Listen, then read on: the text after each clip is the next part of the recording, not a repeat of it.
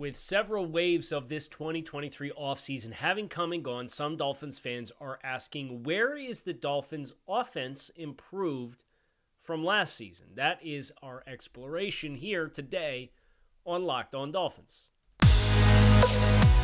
You are Locked On Dolphins, your daily Miami Dolphins podcast, part of the Locked On Podcast Network, your team every day. All right, Miami. Welcome to another episode of Locked On Dolphins. It is your team every day here on the Locked On Network. I'm your host, Kyle Krabs, lifelong Miami Dolphins fan, host of Locked On Dolphins, co-host of Locked On NFL Scouting. I want to thank you guys for making Locked On Dolphins your first Miami Dolphins listen of the day. Today is Cinco de Mayo, Friday, May 5th, 2023. How about them Cats? The Florida Panthers up 2-0 over the Toronto Maple Leafs in the second round of the NHL playoffs. We are absolutely dialed in there. Check out Locked On Panthers while you're at it, because it's your teams every day here on the Locked On Network. Today on the show, we are exploring where exactly we feel the Dolphins' offense is better than it was at this point last year / how the team finished last year. And I think there's a couple tangible things that can be discussed here, things that are visibly better, but then also a handful of things that are intangibly better, things that maybe can't be measured, but when you factor in the human elements of the game of football, are certainly very important talking points and things that the Dolphins may end up reaping the rewards of when this 2023 season eventually plays out. At this point next week, we will have the NFL schedule according to several reports as far as the schedule release. Sounds like that is going to happen next Thursday.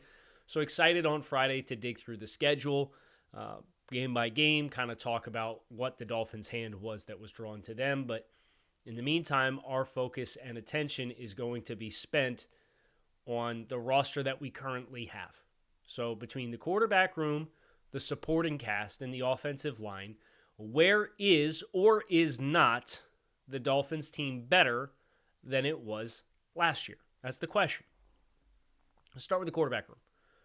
I think it is worth acknowledging right off the top that from an efficiency standpoint, I would not be surprised to see Tua Tagovailoa take a regression step backwards in his efficiency ratings as an NFL passer, because 9.2 adjusted net yards or adjusted yards per attempt is an astronomically good number. 6.3% of your pass attempts were touchdowns. That is an astronomically good number in the scale and reference of NFL quarterback play, especially when you play a full season's worth of games. So I don't say that to say Tua is going to have a worse year, especially if we see Tua Tagovailoa stay healthy and play through an entire season and take care of his body and protect himself from hits. But some of the feast or famine that comes with that kind of aggressive style of play and refusal to get the ball out of your hands quickly in favor of trying to make bigger plays happen, I think if we walk that tightrope a little bit better, the raw numbers for Tua will be better. But the efficiencies of over 6% of your of your attempts were touchdown passes, and 8.9 yards per attempt, 9.2 adjusted yards per attempt, crazy good numbers. Now they're still going to be really good because the Dolphins have Tyreek Hill and Jalen Waddle, right? But for Tua Tagovailoa specifically, I do think that is worth acknowledging, that I don't think the explosive pace and rate in which production was created last year, even the best of the best, even if you want to put Tua Tagovailoa in that conversation of the best, right? There's ebbs and flows and there's sustainability, and I don't necessarily think that the rate in which Tua produced last year from an efficiency standpoint will be the pace that he puts on the field this year. But is that balanced with more responsible play and working in the same offensive system in consecutive years for the first time in, forever, going to be meaningful? Because I would frame it to you like this. The Alabama Crimson Tide. Tua was the starter for 2 seasons in the midst of that stretch, and they had Mike Loxley as the offensive coordinator for one of those seasons, and then they had an offensive coordinator change going into Tua's last year. And then Tua goes to the NFL, and he has Chan Gailey his rookie season as his offensive coordinator. And then year 2, as his offensive coordinator, he has Eric Studesville and George Gotze.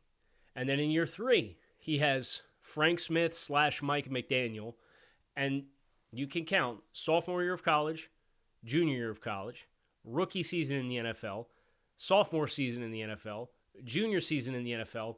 It's the first time in 6 years Tua Tagovailoa is going to have the same hierarchy and supporting cast of coaches and system around him.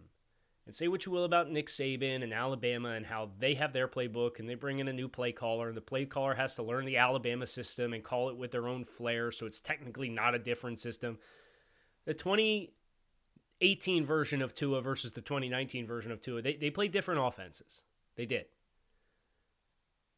So having that consistency is something that I think will have a tangible benefit to Tagovailoa, especially early season, being able to hit the ground running and being in rhythm with your wide receivers. And the supporting cast in general, there's a lot of consistency. Even you go back through from his rookie season, it was Gesicki and Devontae Parker, and then it was Gesicki and Jalen Waddle, and then it was Tyreek Hill and Jalen Waddle, and now it's Tyreek Hill and Jalen Waddle again with better peripheral pieces around him, and we'll talk more about supporting cast here in a minute.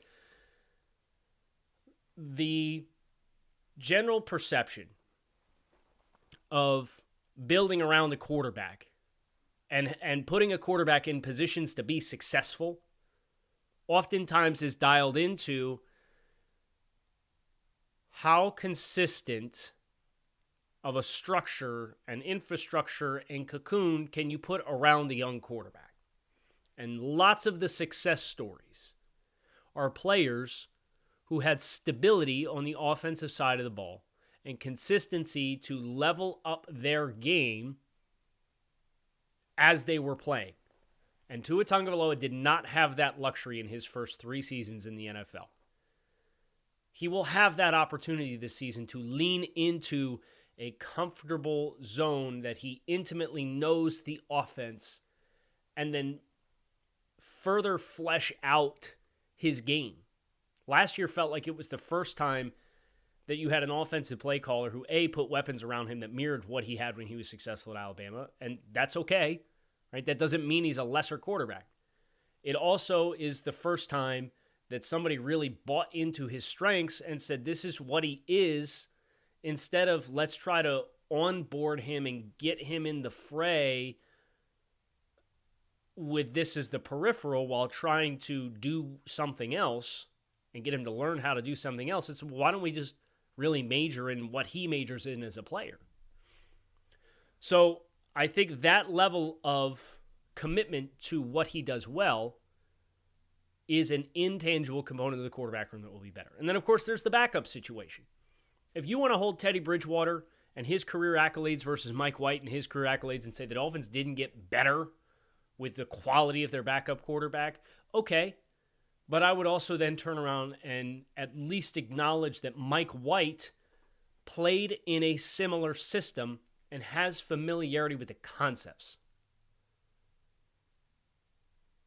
That seems to be, especially in the offensive side of the ball, right? Because the Dolphins had a scheme change defensively, and they tried to do this last year on the defensive side of the ball and incurred a bunch of injuries, and it had to change the DNA of how they played, and they didn't really do it very successfully.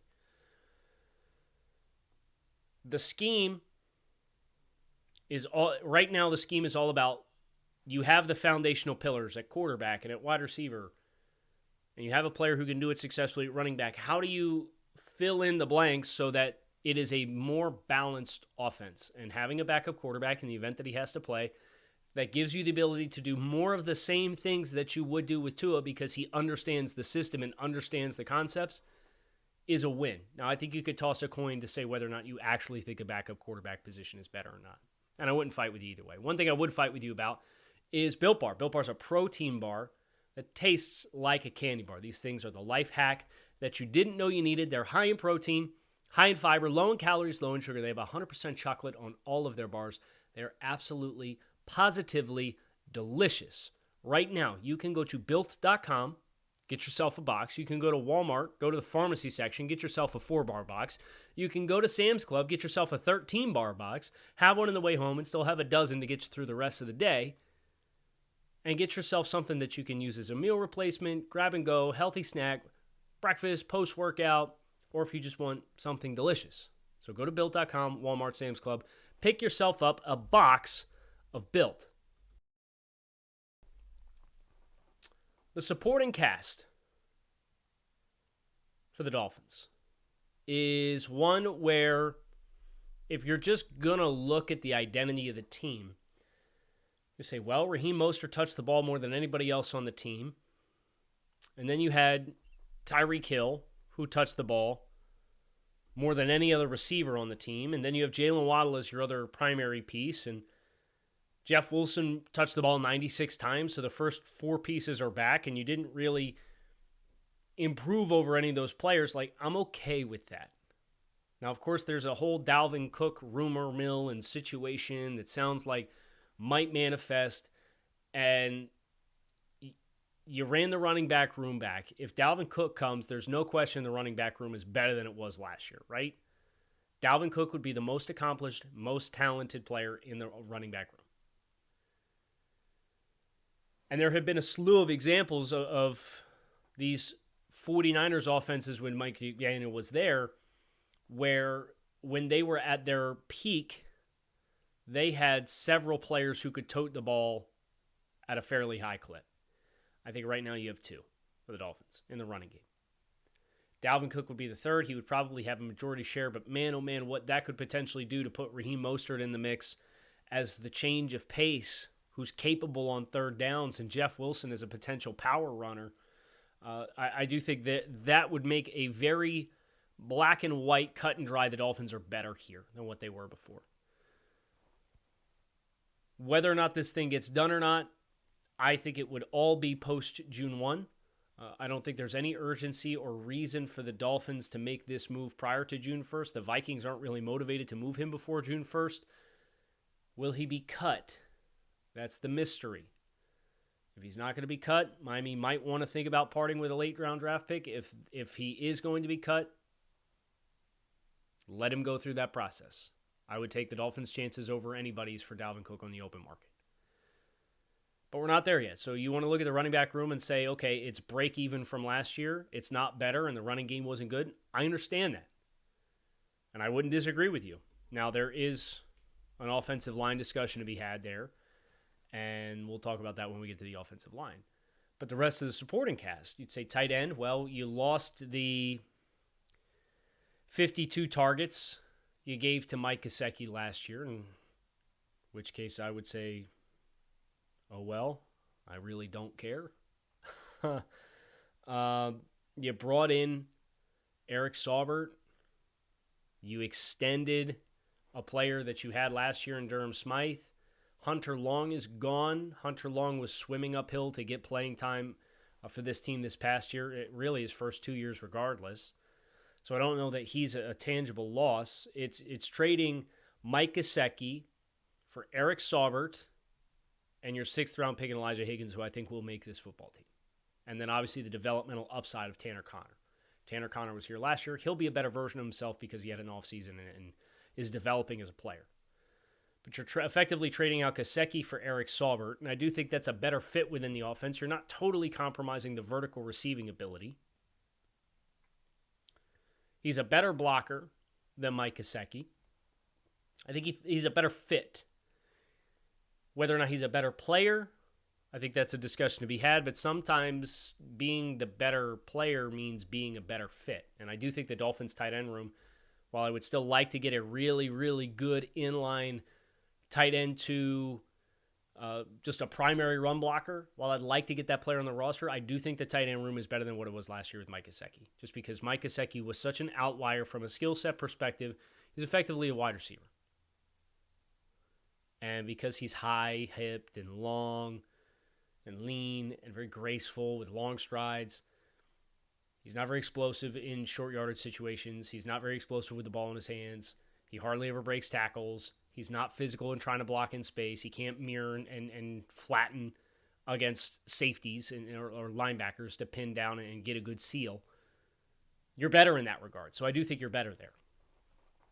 As far as wide receivers, Hill and Waddle, I'm not trying to upgrade on Hill and Waddle. They're the identity of the team, right? From a targets perspective, they had 287 targets last year. If they don't have 287 targets this year, I'll be upset.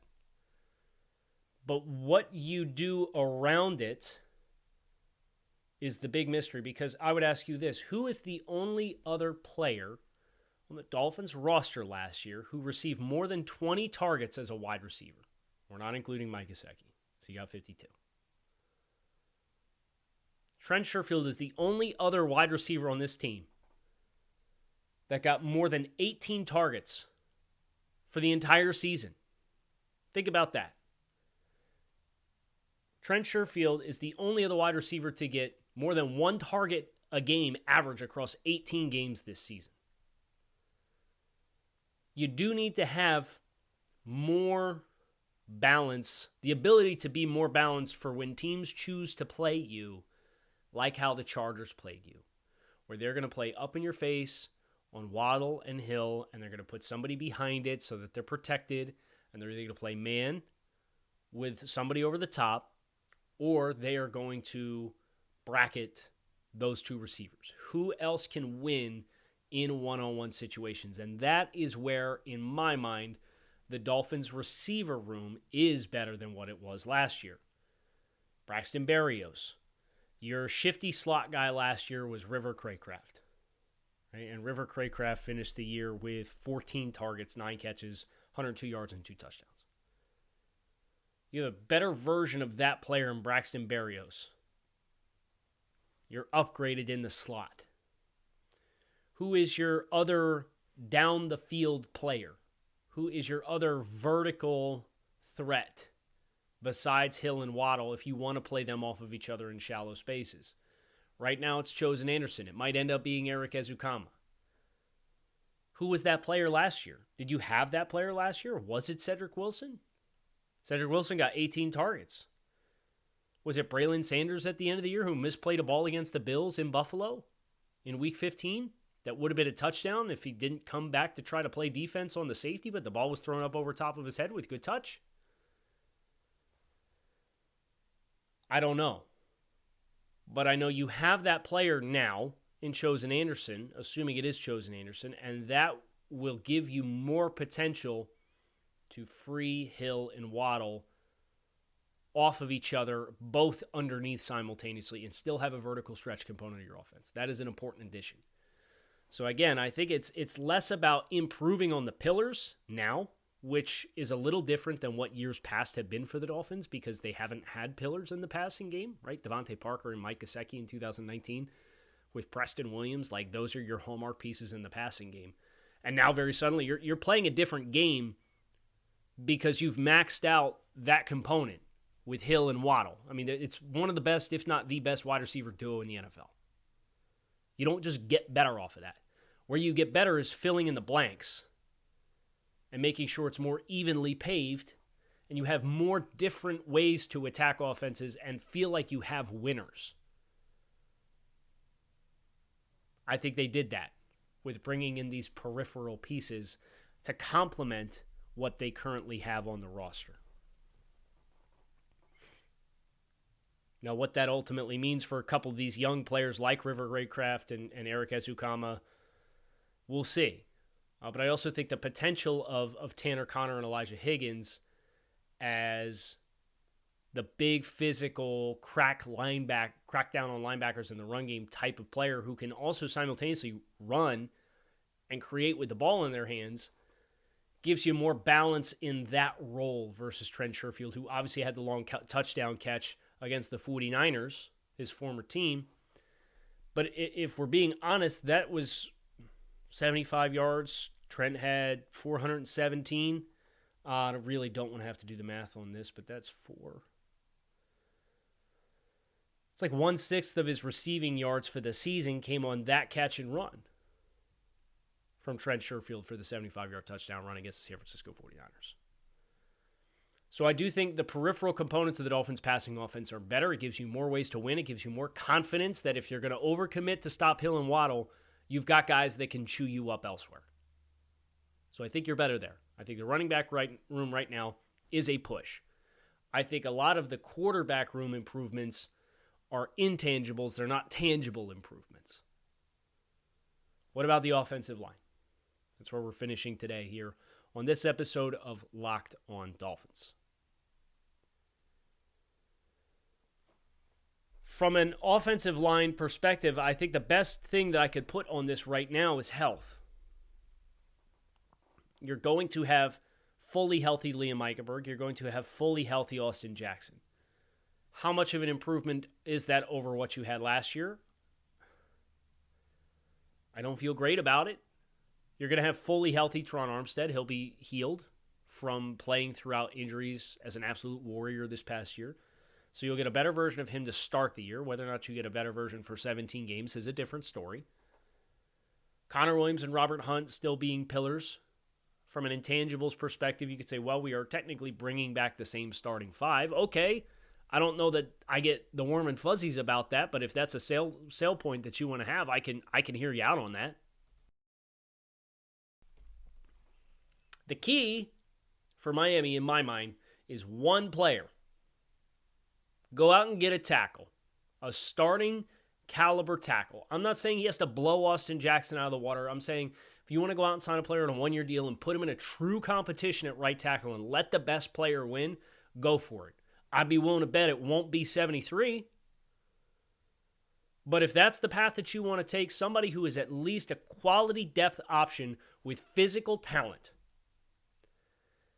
that gives you flexibility to say, if Austin beats him out, okay, now we've got a quality swing tackle to play behind Teron Armstead if we need it. If Austin doesn't beat him out, okay, you can take Austin Jackson, Liam Eichenberg, Robert Jones, Dan Feeney, put all those dudes in competition this summer and let the best man win at left guard.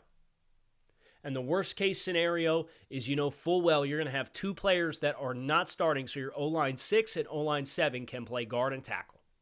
Or if Dan Feeney is one of the backups, can play center and guard. You need one player that raises the floor of the play at right tackle. And I think the domino effect through the entire unit, with Frank Smith still being present, hopefully with Mike McDaniel bringing in Butch Barry, being somebody who, with familiarity in how they've done things in the past, can handle that room self-sufficiently, is a hope and a goal. And hopes and goals don't win you games. Results do. So the result that I am looking for with the offensive line is you tangibly need to upgrade the floor of the right tackle spot. So you got to go get somebody worth your while. This can't be a cheapie. And they weren't cheap with Dan Feeney either, and that's not lost on me. He got over $3 million this year. And from the same intangible perspective of the quarterback room and the backup quarterback position with Mike White, Dan Feeney is a center guard, versatile, flex offensive lineman with familiarity in the system. I'm not saying that's going to raise the floor of the play, but I'd like his chances to beat out Liam based off of the way Eichenberg played last year. Now, they seem to feel like Eichenberg was ready to turn a corner. Just don't put all your eggs in that basket. Hedge. Give yourself an opportunity. Give yourself a pivot. Don't be married to your priors. So in total, I don't think that the talent upgrades of the Dolphins' offense this year are moving heaven and earth. I don't think this is necessarily a monumental leap in the talent that the Dolphins have, but that's okay because this was an offense that, in spite of missing Tua Tagovailoa for as long as they did, was 6th in yards in the NFL and 11th in scoring offense. And with Tua Tagovailoa, I promise you, they'd have scored probably 425. They scored 397 in the regular season total. They'd have scored 425. They'd have scored 440. that would have been a top 5 scoring season in the history of the Dolphins franchise. Now, it didn't happen, so it doesn't count, and that's fine. But even then, 397 this year, that's 6th highest scoring offense in the history of the Dolphins franchise. There's been 5 seasons in which the Dolphins have played a regular season and scored more points than they did last year. The most recent one was 2020 with Chan Gailey, Ryan Fitzpatrick. They scored 404, and that was 15th in scoring offense in the NFL. This year's was 11th. So, great. The pillars are in place for a top 10 offense in the NFL. Now you've complemented it better with better familiar pieces, better pieces in the peripherals, winning in the margins, right? The Dolphins' offense is the Dolphins' offense. It's Tangibly, it's Tyreek Hill, it's Jalen Waddle, it's Mike McDaniel, it's Raheem Mostert. Those are the pillars. Now, one of those pillars might end up getting an upgrade in Dalvin Cook. But winning at this level, once you've reached a certain height, comes from winning in the margins. And we talked about that earlier this week with the Philadelphia Eagles and finding ways in the draft to win in margins. One of the ways the Dolphins have been winning in the margins has been having success with UDFAs over the last 2 years. Winning in the margins in the offseason with the pillars of this team being what they are is what's going to make the difference. Now, I would love for you to go out and upgrade at right tackle. If you had a first-round pick, you probably could have done that.